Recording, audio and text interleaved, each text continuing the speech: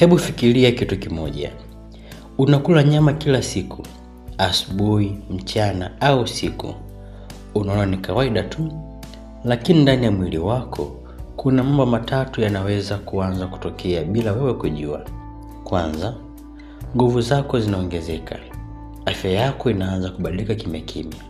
Hadi siku moja mwili unakushangaza ghafla kwa dalili ambazo hazikutarajiwa. Na cha kushangaza zaidi ni hiki. Watu wengi wanakula nyama kila siku, hawajui kama wanajiweka kwenye hatari au wanajenga afya yao. Leo nitakuonyesha ukweli wote. Faida ya kula nyama kila siku, madhara yake asili, na jinsi ya kula nyama bila kuharibu afya yako. Usiondoke, sehemu ya mwisho ina ukweli ambao madaktari wengi huwa wanaeleza kwa kificho. Kama unapenda maudhui ya afya na elimu ya lishe, bonyeza alama subscribe leo ili wewe unapata maudhui yetu mara kwa mara. Sehemu ya kwanza. Nyama inafanya nini kwenye mwili wetu?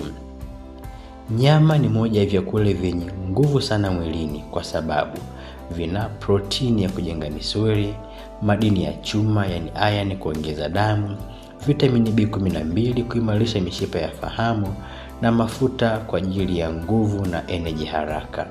Kwa hiyo, ukila nyama, mwili wako unapata nguvu haraka, misuli huanza kujenga, uchovu hupungua kwa baadhi ya watu. Ndiyo maana wana michezo wengi huipenda sana, lakini hapa ndipo siri inaanza. Kitu kizuri kikizidi hubadilika kuwa hatari. Mwili ukila nyama kila siku unabadilika vipi? Ukila nyama kila siku, mwili unaanza kuingia kwenye modi hizi zifuatazo. Kwanza, nguvu za haraka lakini za muda mfupi. Unaweza kujisikia strong, lakini mwili unahitaji muda wa kupumzika au balance. Mabadiliko ya mfumo wa mmeng'enyo wa chakula. Nyama inachukua muda mrefu kusagwa. Ukizidisha, tumbo linakuwa zito, gesi huongezeka, wakati mwingine choo kinakuwa kigumu sana. 3. Kuongeza kwa protein overload. Mwili ukipata protini nyingi kuliko inavyohitaji, figo hufanya kazi zaidi, mwili huanza kuchoka taratibu. 4. Mwili kuzoea mafuta zaidi. Ukila nyama yenye mafuta, mwili huanza kuhifadhi mafuta. Uzito huanza kupanda bila wewe kujua. Madhara ya asili ya kula nyama kila siku. Hapa ndipo watu wengi hushangaa. Inakuwaje na kula nyama afu napata madhara? Yafuatayo yanaweza kutokea. Hatari ya magonjwa ya moyo. Nyama nyingi hasa nyekundu na ya kukaangwa huongeza cholesterol mbaya na huziba mishipa taratibu. Matokeo yake, shinikizo la damu, moyo kuchoka, hatari ya kupata kiharusi au stroke. Pia kuvurugika kwa mmeng'enyo wa chakula.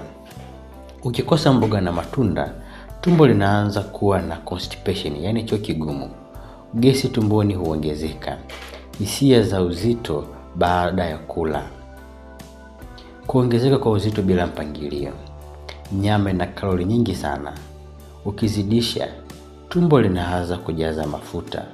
Mwili unabadilika kimwili taratibu. Namba 4.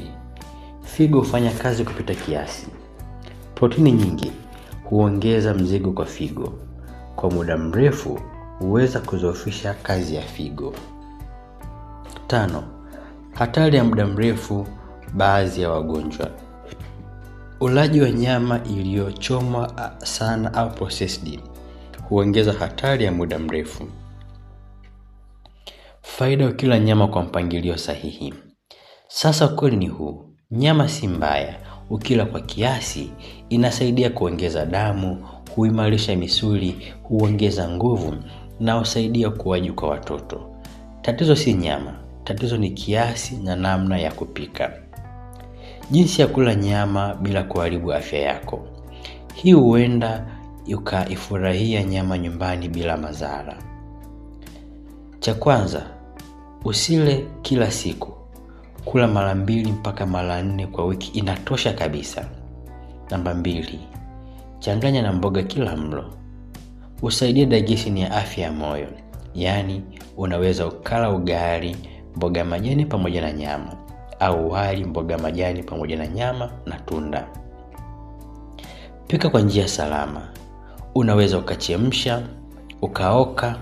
Epuka kuchoma sana hadi ungue. Epuka processed meat kama sausage au bacon mara kwa mara. Kunywa maji ya kutosha. Husaidia figo kufanya kazi vizuri. Kiasi ni jambo la msingi sana. Ukweli ni huu: nyama inaweza kuwa chakula cha afya na inaweza kuwa chanzo cha matatizo. Kila kitu kinategemea jinsi ambavyo unakula. Afya bora haijengwi na kitu kimoja pekee, inajengwa na balance. Kumbuka, chakula si adui yako. Adui ni matumizi yasiyo na mpangilio. Naamini kuna jambo umejifunza katika mada ya leo. Ni wakati wako kusubscribe na kushare video hii kwa marafiki wengi zaidi ili wajifunze kuhusu afya na ulaji wa nyama. Nikutakia siku njema na Mungu akubariki.